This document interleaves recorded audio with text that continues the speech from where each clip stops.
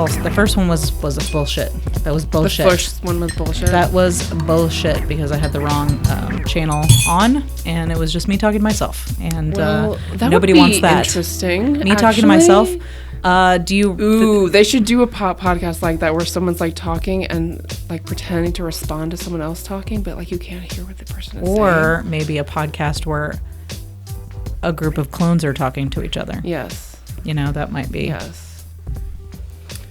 Just don't breathe on the mic. Don't breathe on the mic. I think that's impossible. It might change. There's been so many people's.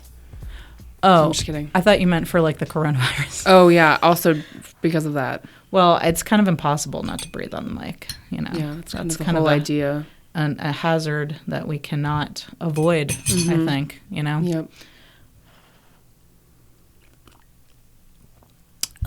That's a good tea. Is it? It's a nice, earthy tea. I'm not going to entertain. I know you're not. I've stopped pushing tea on you. I know that you don't like it, and I'm not going to force you to drink it because I respect that you don't like tea. I don't understand it. Okay. But I respect it. That's all that counts in a friendship. You can not fully understand someone, but you can respect them. It's true. And their choices. I like to think that our friendship is based on a foundation of me respecting that you don't like tea. That's the whole friendship, actually. What thing do you eat or drink to comfort you when you are ill? I mean, I definitely lean on tea. It's I'll drink it when I'm sick. I drink. I'm not sick right now. America listeners, just know that I am not sick. I am not contagious. We're just pontificating here. So, yeah, I think we were talking in the car about how you want, to drink matzo ball soup when you're sick. Oh yeah, like I love eating matzo ball soup. Yeah, for sure. And drinking tea. I like hot beverages when I'm not feeling well. And I don't think I've been sick enough to really know what I don't do certain things when I'm sick because I don't really get sick. Okay. Knock on. Yeah. Would. Unless you get it for my kids. Yeah. But even then, it's like a cold. So it's not like So you've never had the flu? I've never had the flu. Oh my God, that's insane. You must have like the world's strongest immune system. I do. Or you just engage daily in social distancing naturally. No, I mean, my dad's mom had a really, or she still has, she's still alive. But I'm just saying, because she never gets sick. She doesn't get sick, no. But she's 83, I think, and she has a very strong immune system. My dad has a very strong immune system. He also does not get sick that often, and my brother also does not get sick that often. But they've both been sick more than me. So at the end of this thing, it's just going to be the Hodges standing on top of a ruined universe. Probably. That's terrifying. No, the thing is that my mom, getting dark. My mom is very she gets ill. Sickly. Yeah. Okay. So, that's a concern. Okay. I gotcha. But I don't get sick. Well, good for you. Yeah. My children are just human petri dishes, so I get everything. I'm going to get everything. I'm going to get all the things. It's going to happen. Welcome to the Feminine Mistake Podcast. Welcome to the podcast at the end of the world. Welcome to illness talk. Illness talk. Welcome to the Feminine Mistake Podcast. I'm one of your hosts, Nicole. I'm Sarah, your other host. And it's just us today. It's we've just got you, double me, dose. and Auntie Corona. Just kidding. Our special guest today, let's hope, is not the coronavirus. Yes. We're doing we should give these a name, like a toasty hosty, maybe? Toasty hosty? Something? What is that? I don't know. It's an episode where we don't have a guest. Oh, yeah. Okay. Which was more common than not on our other show, the Georgia Made podcast, which if you haven't listened to it, that's what we were doing in the interim between this season 4 and season 3, where we took our sort of hiatus from the show. Georgia Made podcast, where Sarah and I watched films and TV shows made in Georgia. And we only had a guest once. That's true. And that was Ava Davis. Correct. Yeah. So this month we've decided to do a weird little film. Weirdo. Very weird. Film. Super weird, called Horse Girl. And we decided to just do you and me. Just you and me having a powwow, having a little sit-down chat All About Horse Girl. Yep. Don't know why it's called Horse Girl, but... Oh, I do. Well, we'll get there. Okay, fine. But before that, I guess, we can't... I don't... So we're recording this in March at the very beginning of social lockdown. Mm-hmm. Very beginning. Like the day after. The day of. The day before. I mean... The week of. Yes, the week of. So we're about 2 weeks into March. And so I don't know what's going to be happening when this episode hits in April. But we thought, we might as well address the elephant in the room, which is the coronavirus, of course, that has fundamentally changed everyone's plans this month and perhaps next month. We don't really know what's going to happen. Yeah. My husband and I are, both of the places we work are remote now for the foreseeable future. All of my children are home, which I'm only two days into this, and it is already a goddamn nightmare. We're stocking up on things. We're supposed to not go out. It's hard not to go out. It's hard. I'm a very busy person. I'm a very social person.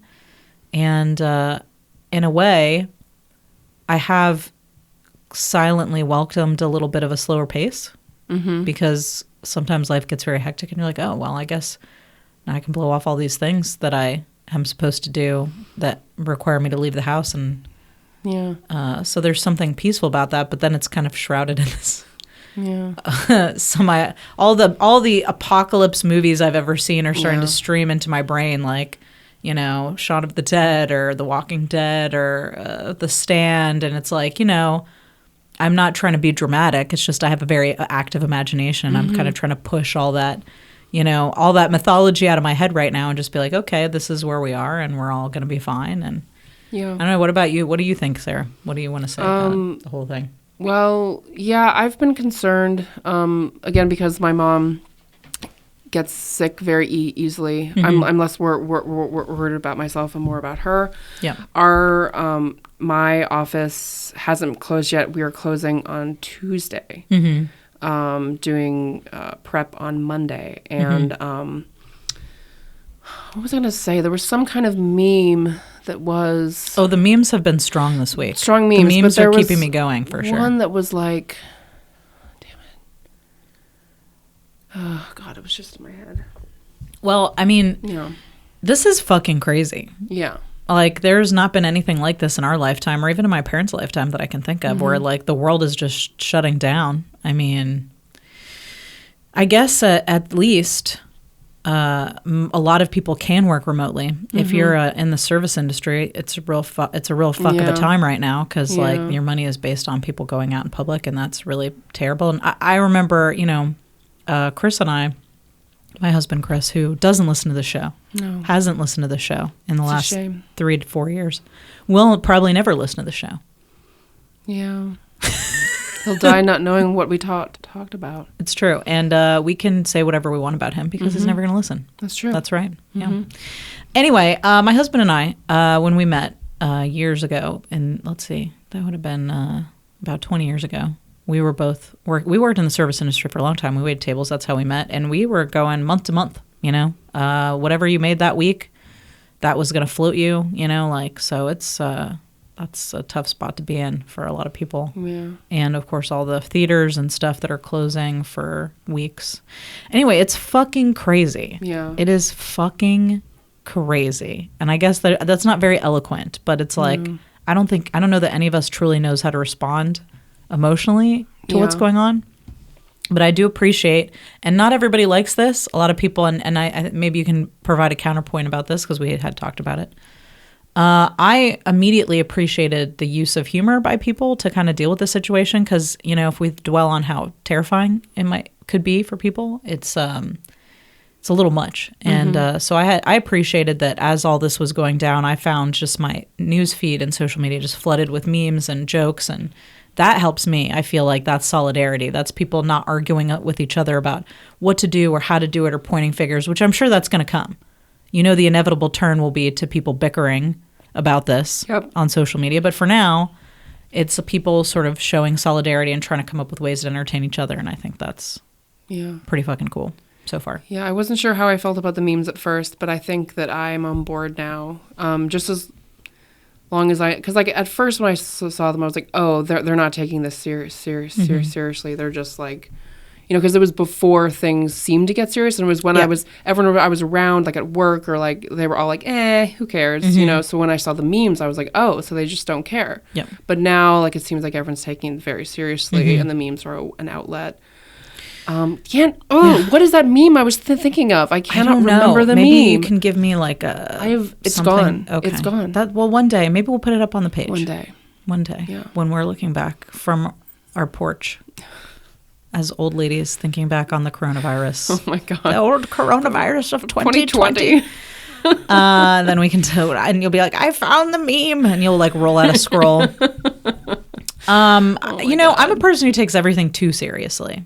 I know it doesn't seem like it because I like to joke a lot, but I take everything too seriously. And so humor is a way for me to put a barrier between me and that, because sometimes you obviously want to take it seriously enough to take care of yourself and take care of others, but like fretting and I'm prone to anxiety and fretting, and those are things that don't help.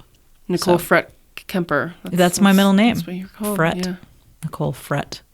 My parents didn't have a very good sense of the musicality of the English language. Oh my gosh. With that, so what are I saw, and I'm pulling this from something I saw on Facebook. What shows or movies are you planning on filling your time with now that we will not be able to leave our homes? Generally, well, what's your show comfort food? Will have to work from home, so sure. I'm guessing I'll have to work more actually, because from home will be less efficient, and I already don't really have much time to watch stuff.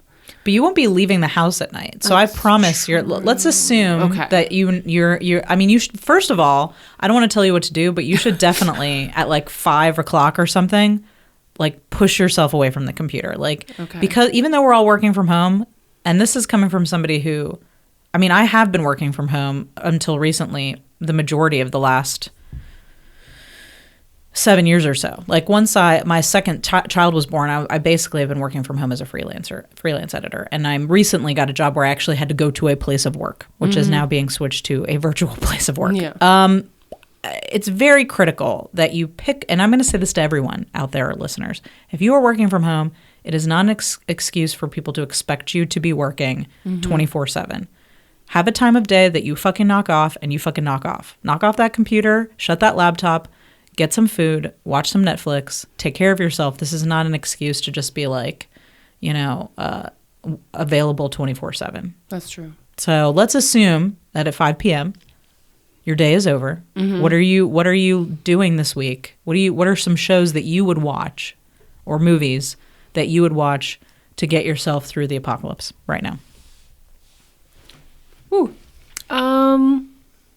Well, right now I have been watching the first 2 seasons of Making a Murderer. Ooh, okay. Have you seen that? No.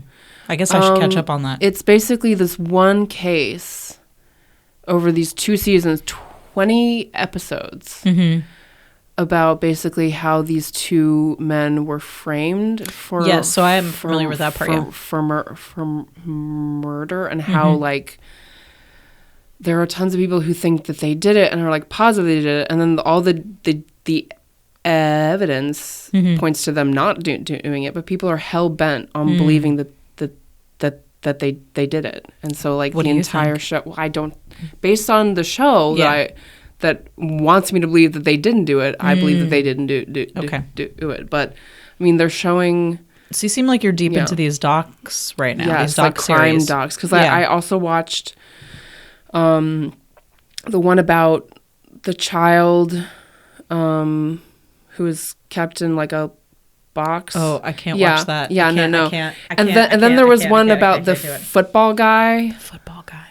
Aaron, or what's his face? I don't know. I know what you're talking about. And then there was one that was just like each episode was one death row inmate who told their story, and then you heard the story from a lot of different perspectives to be like, oh, well, they were full of shit, or like, oh, that person's full of shit. You know, like, so you heard the story from a lot of different angles, and that was a very compelling show. And I feel like they didn't pick ones that were like, oh, this is a great story. I think that no matter who it is, like if you're on death row, you have like some kind of story that would be compelling. Yeah.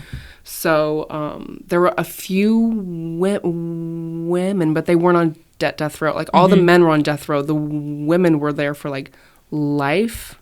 Okay. With the possibility of parole or without. Okay. But none of them were on death row. And it made me curious, like, are women allowed to be put on death row? Oh, yes. Eileen Wuornos was executed on death row. Yeah. Not many women have been, but some have, yeah. It's not as common. And it made me think, like, there's some, like, societal thing where we're still, like, trying to protect women in that kind of sense. Like, not to physically harm women, even if they've done things...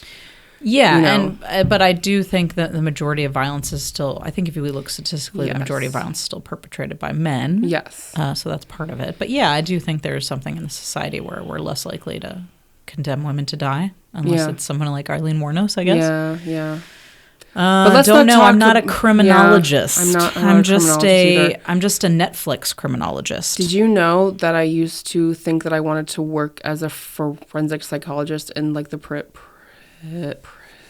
system when I was like... I would think you would have been very good at that. I just think about like how I am just like, I'm kind of like, I don't think I'm naive anymore, but...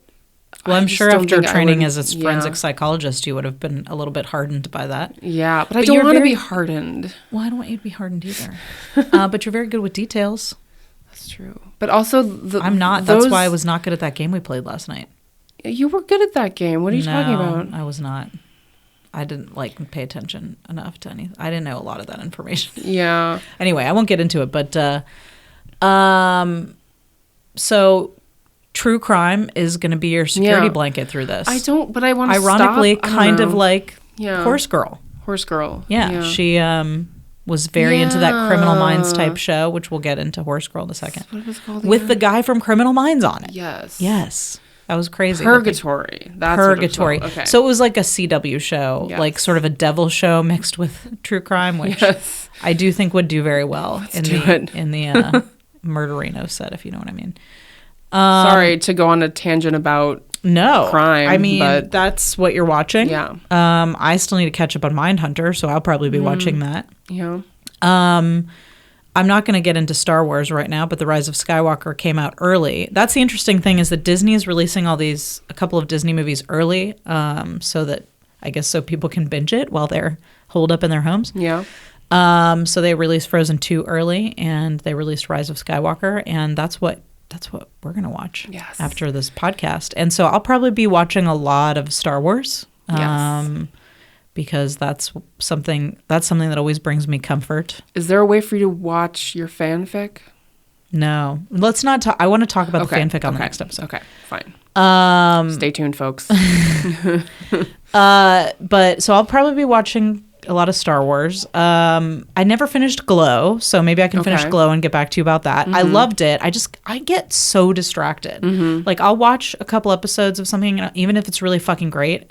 And then I'll be like, ooh, what's this new show? And it's just like really hard for me to stick with one thing these days. Yeah, there were a few shows that we need to finish Barry. Barry, Pen 15. Pen 15, I saw 2 episodes. We didn't finish Pose. Okay, well, we've got a lot to do. So thank God that we'll have so much time on our hands. And we can actually finish these shows, I guess. Like it's, maybe we're not all in the best ideal situation, but we can take comfort in the fact that at least there's a lot of great TV. There's a lot of great TV.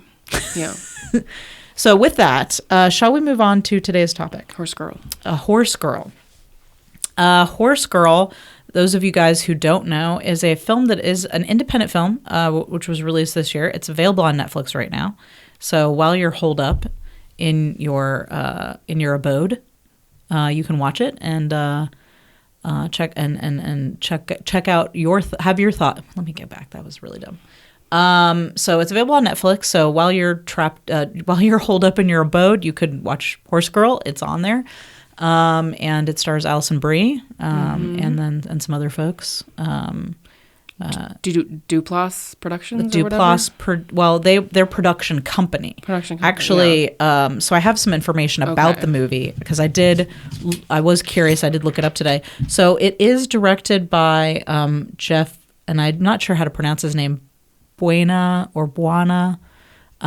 He directed and produced the movie and co-wrote with Alison Brie. What? So they co-wrote this movie. Oh my gosh. And Alison Brie co-wrote this? She co-wrote this and produced it. So they produced it and co-wrote it. A part of why she agreed to act in this film. Oh, so Sarah has some very strong opinions about this movie. I am looking forward to giving you some of the information I got from this interview. Okay, good. So I did read an interview with Alison Brie about this movie. Awesome. But premiered at Sundance. It's on Netflix. And Sarah, it was Sarah's idea that we watched that this month. And what was your reasoning, Sarah? I guess this is now where we talk about our experience prior to the yeah. Go for it. So there was one night when I was feeling sad and my parents were out like with their friends and my brother and I were like, let's watch something. So we looked around and we saw the trailer for this and we were like, okay, this looks weird. Let's check it out. So we watched it and the whole time I was like, I wonder what Nicole would think about that. And at the end that I'm present with you even when I'm not present with you watching a movie. Yes, and at the end I was like, oh, Nicole would have so many opinions about this, and in fact I do.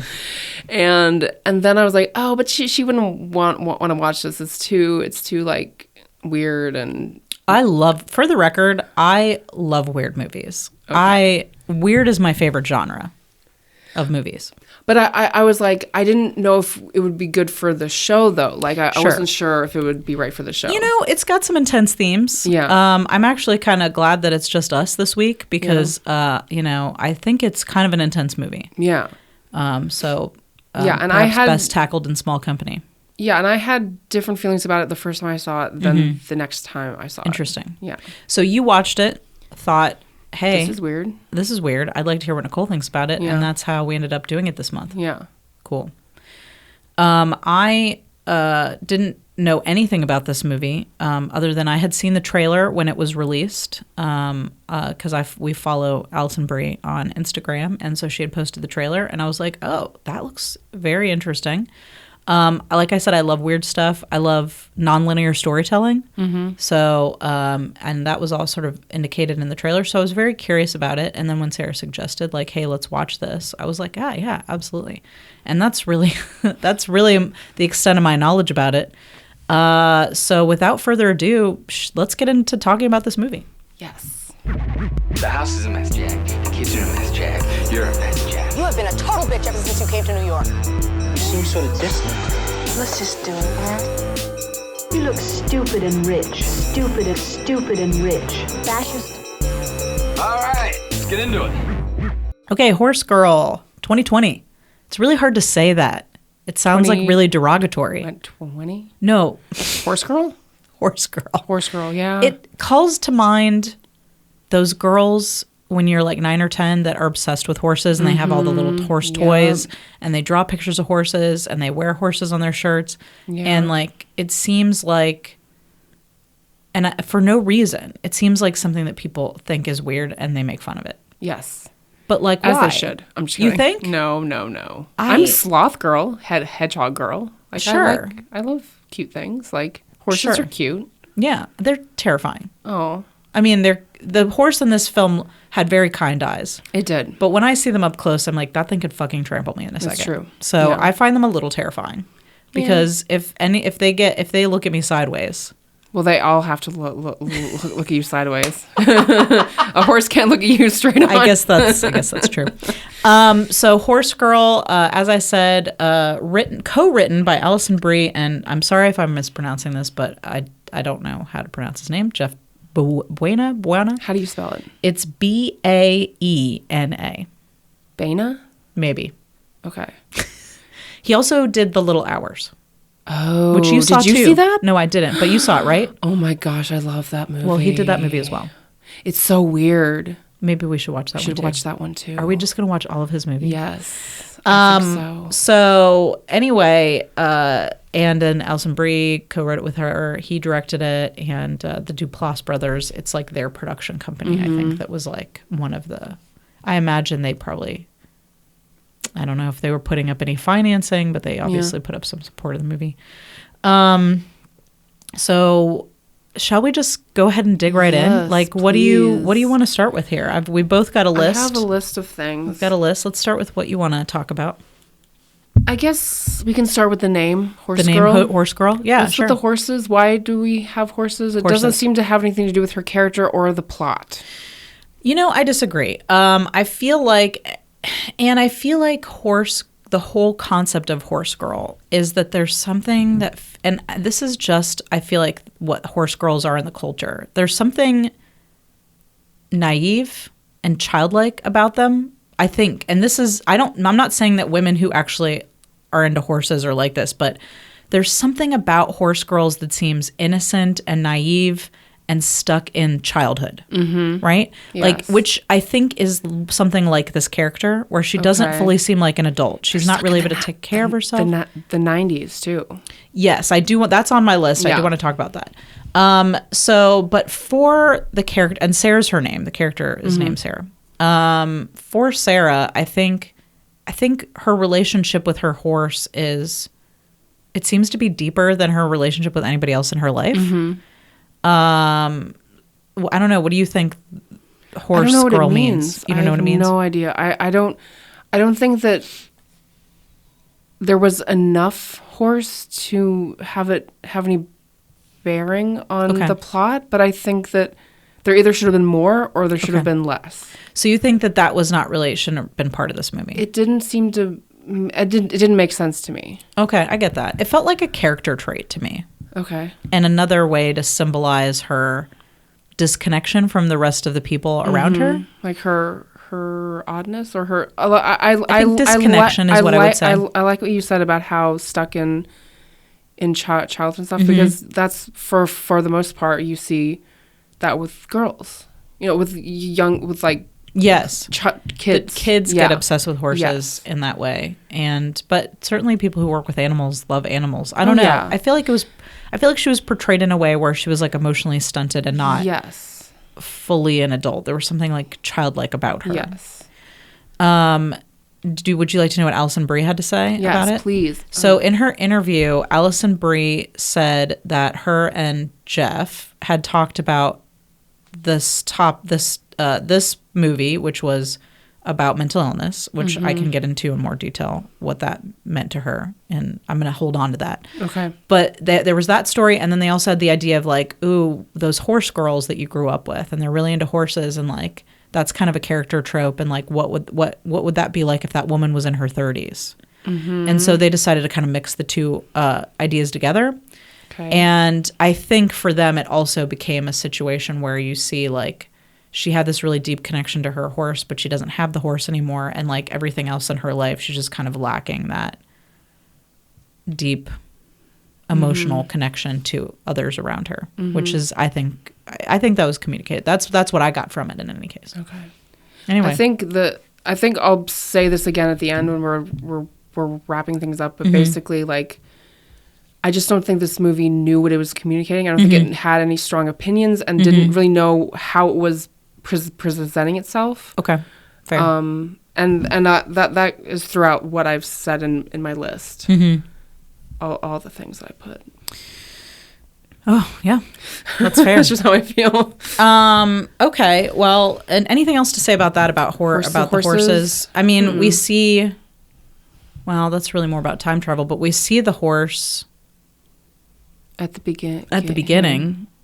Which I didn't really notice. You pointed it out to me. I was like, did you see the horse? And you're like, should I be looking for horses? I would have liked, if to your point, when I saw it the first time, and now knowing what the ending is, I know why that it's there, but I kind of wanted to see more of that. Like little horse. I mean, they did have it in this production design and stuff, But maybe I wanted to see more. That's what I'm saying. Like, there should have been either more horses or no horses. And it is kind of weird that it was called Horse Girl because it wasn't really about that so much. I get it. I get what you're saying. Should have been called, like, what the fuck is happening? Clone Girl, Clone Girl. That would have spoiled the movie, though, I think. That's true. Okay, what do I have here? I would like to talk about... I have so many. Which one do I go to first? I want to talk about her relationship with the other women in the movie. Like, there are a lot of women in this movie. Yeah. And I want to kind of talk about... Because this is something I feel like I scrutinize a lot. And when we started watching the movie, I didn't know that it was written partially by a woman. I was just like, oh, man directed this and he wrote it. And I'm always like... I'm not saying men can't write women's relationships, but I do find... they are often a little bit less three-dimensional. So do you think the women's relationships in this movie were believable? I liked the relationship between the store... Oh, Joan. So her coworker. Yes. I liked their relationship because Joan seemed to really care about her, and she like it reminded me of my relationship with some of my coworkers who are like older than me and like listen to me go on about like stuff that's going on in my life, and they have some kind of like advice or. And she did the same for the younger coworker as well. She did, yes. So I believed that relationship. I did too. I thought there was something very maternal about it. Yeah. And at no point did she, even when. Okay, so maybe we should kind of give a little summary as to what this movie's about. So Alison Brie plays this woman in her 30s. She's working at a craft store. She seems very lonely. She used to ride horses, but she can't afford the horse anymore. So now she's like, I can't tell if she's teaching lessons. That was very unclear to me. I think she's just like watching and trying to still kind of like kids who already graduated from high school, but still come back to help out with like sports teams or like she seemed like she was there for a reason. Like, I don't know. They kept asking her to like gently to like leave. All right. So you don't think she was working there at all? No. So it's unclear. But yeah, does she work there? Is she teaching lessons? But anyway, she's there like sort of infringing upon this young lady's lessons. She's got a roommate. And then she starts having these weird dreams and instances of sleepwalking, and ultimately we'll get into what this is exactly, but it appears on the surface to be some kind of mental breakdown. Yes. She has a history of mental illness in her family, and she's hospitalized after like a particularly dramatic episode, which I think we should definitely talk about. And then she's released from the hospital, and we'll talk about the ending. But anyway, so this young woman, she's potentially going through a mental breakdown, I guess, or is going through a mental breakdown. I'm unsure about what the movie's position is on that. So that's the plot of this movie, Horse Girl, a young isolated woman who suffers a complete mental breakdown, really. So back to the relationship. So Joan, even as Sarah is coming apart, I never really felt her like judging her in any way. She just seemed concerned. She seemed concerned, but also there was a bit of a distance there. I felt like a bit of a distance with her and every person in her life. And actually, the more I think about it, there were a lot of women in this movie. Like, even the Zumba instructor, like, they were just like, so there's like Sarah and Joan, there's Sarah and her student, who's also female, Sarah and her friend, Heather, who used to ride horses with her. So there's a lot of women in this movie, which I appreciate a lot. This movie was filled with women, but there were male characters. They lots of things besides men. I think one of my favorite scenes in this movie might be like when she's like breaking down and she shows up in the craft store naked, and they drape the peach fabric over her, and then she's in the office and the phone rings and she picks it up. And she thinks that she's hearing Joan, and then it's being repeated in the phone. That was, I don't know what that was about, but it was kind of fucking cool. Like, there were a lot of moments in this movie that were like, I don't know what this is about necessarily, but it's fucking cool. It was like semi-scary. It was creepy-ish to me. I don't know. But I did really like that, where she's like, I can hear the future. It was very disorienting. Yeah. But yeah, I definitely found the women's relationships to be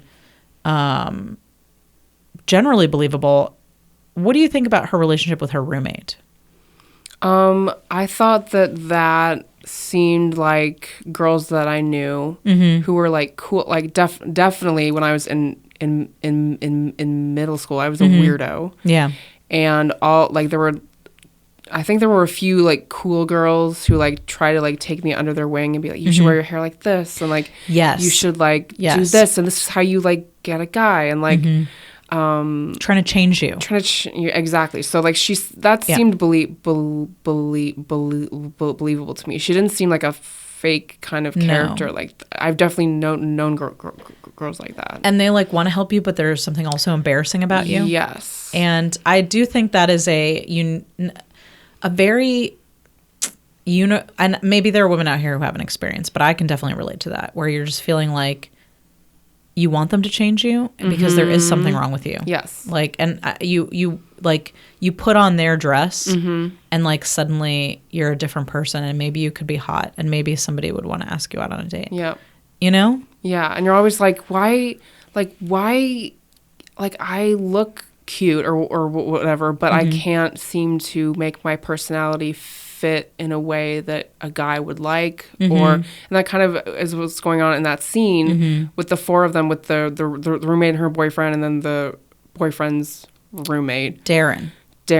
So Brian, I think, is God, what a doofus. Yeah. Her roommate's boyfriend, Brian. Yeah. Oh boy. Doofus. But played excellently as a doofus. Yes. Like and, he was and very great. believable. Like I've known guys like that too. Yes. Yeah, I would definitely say like every person in this movie felt very like, oh yeah, I definitely know somebody like that. Yes. Yeah. I don't think I know anyone like Darren. I think he's... Darren was like Manic Pixie Dream Boy or something. Well, he wasn't perfect in any way. Like he didn't come in and change her life or anything like that. I think he was just like, excuse me. I think he was just like a dude who was there to be kind of like what could have been if she wasn't completely coming apart. Like he actually really liked her for just her, and they like it seemed like they had a genuine connection. Yeah. And he was, scared off by what occurred on their date. Like the date started out fine enough, and they met at a bad time. Yeah. Yeah. And of course, like, her roommate has this like little get together at her house for her, and she, her and Darren hit it off. And then later when she's starting to come apart, like they go on this date, and she ends up taking him to the cemetery, a graveyard and to spy on that guy. And to dig up her mom. Dig up her mom with some scissors. Yeah. Just your regular average date night. Yeah. I mean, that's what happens on a regular date night. That's how I like to do it. All your dates end with you digging up somebody with a pair of scissors, right? Oh, God. No. Yeah, so let's see. What about... I'd love to talk about Sarah. So I'm still I'm still talking about relationships. I promise we'll move on in a second. Okay. I do want to talk about Sarah and her friend Heather, who had fallen off the horse. Yeah. That was really tough for me. I know. I just realized that as we watched it. Mm-hmm. I didn't think about that the first time I saw it. Mm-hmm. So Sarah has this friend Heather, which we kind of find out through flashbacks and other things, that they used to ride horses together, and her friend Heather got thrown off the horse, and obviously it caused some kind of brain or spinal injury, and now Heather can't really walk very well, and she has seizures, and so there's obviously this friendship that was really strong, and I'm sure that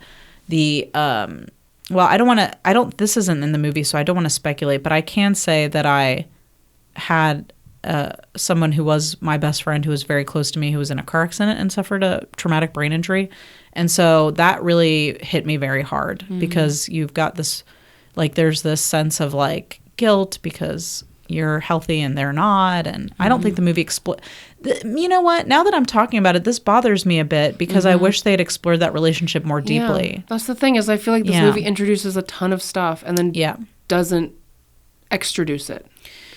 You know what I mean? Like it's just like, oh, she had this friend and now that friend, like it's like a series of things to prove that she's lonely. But like, I know what it feels like to have someone in your life go through that. And then you feel like, even though you had nothing to do with it, like why is this person's life changed because of this injury and I'm healthy? Like, why do I deserve to be the healthy one? And like, how do you maintain that relationship when your lives are so different? And man, there could have really been something there.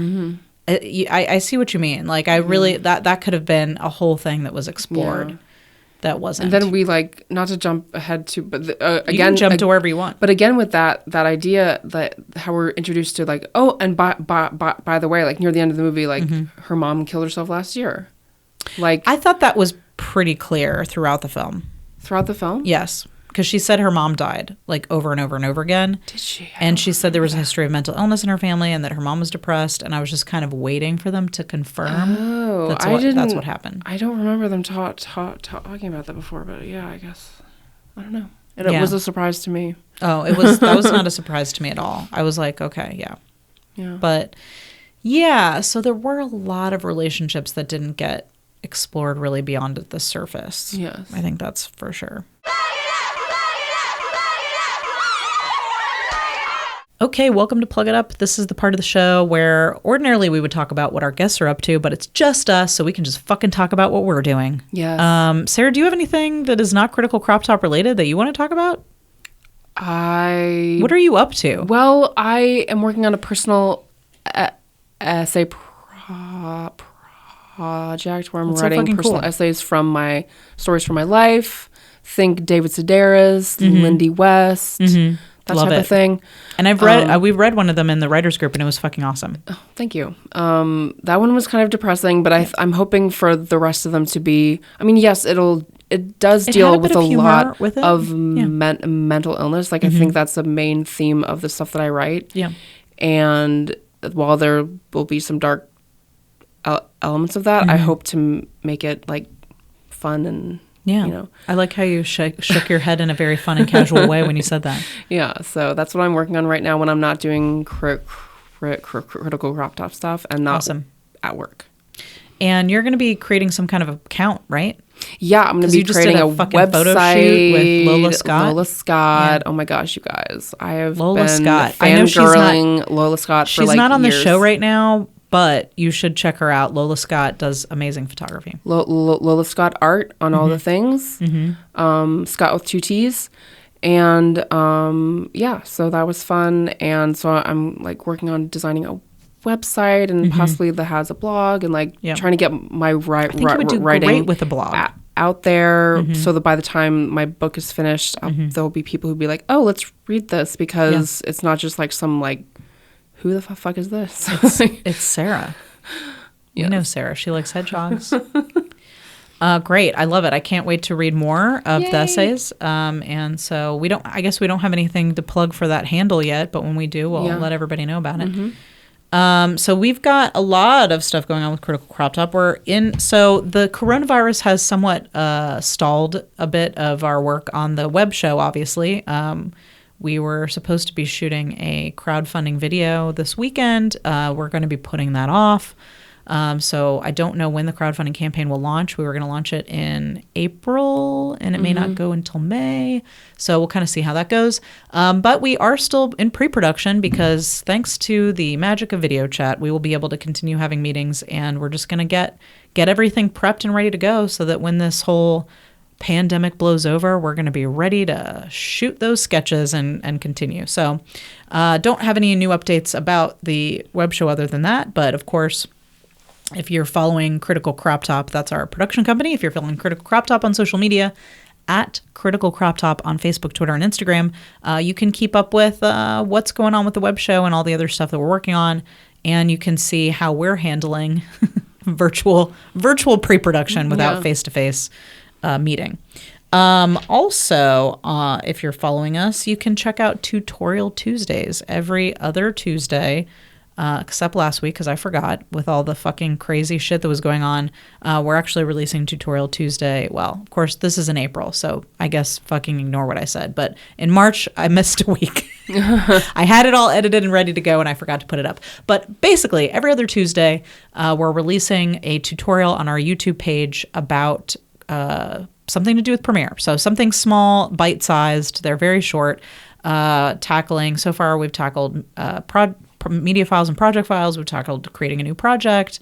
I'll be tackling sort of a tour of what is inside of Premiere, the different windows and what they all do and all the tools and stuff.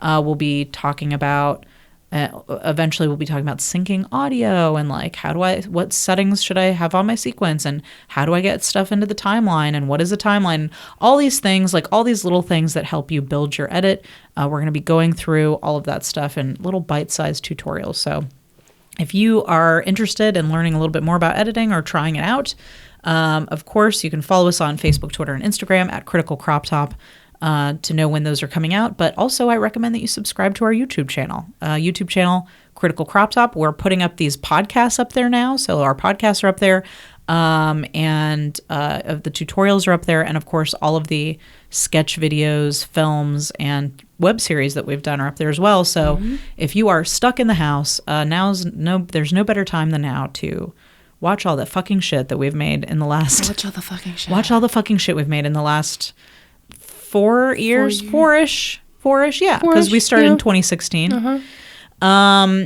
Including the watch-along that we did for Horse Girl. So we did watch this and record ourselves. Yes, and I think I'm going to release the watch-along a week after this episode. So it will not be up at the same... I'm going to release that watch-along next week. So go ahead and subscribe to our YouTube channel I guess there's no ad. It's Critical Crop Top on YouTube. And you'll get to see us reacting as we're watching Horse Girl. What did we think? How were we feeling? Find out. Yeah. What did we have for dinner that night? What did we eat and why did we eat on camera? You'll find out. What did we order for takeout? So that's Critical Crop Top on YouTube. And then lastly, we'd love to hear what you thought. If you've seen Horse Girl, or if you have any thoughts about our feelings about the film, we'd love to hear from you. You can follow us on Facebook and Instagram at Feminine Mistake Pod, and you can find us on Twitter at FemMistakePod. Also, we're on all the things: Spotify, Apple Podcasts, Stitcher. If you wouldn't mind leaving us a review, that would be really awesome. Please do. We'd love to hear what you think about the show, and we'd love to hear your thoughts on Horse Girl. We want to know, what did you think? Would you wear that outfit that she made to a party? What do you think its stances on mental illness and how it ended? And horses. In fact. I would absolutely wear that outfit, like 100%. I know you would. Pulling it off. Yep.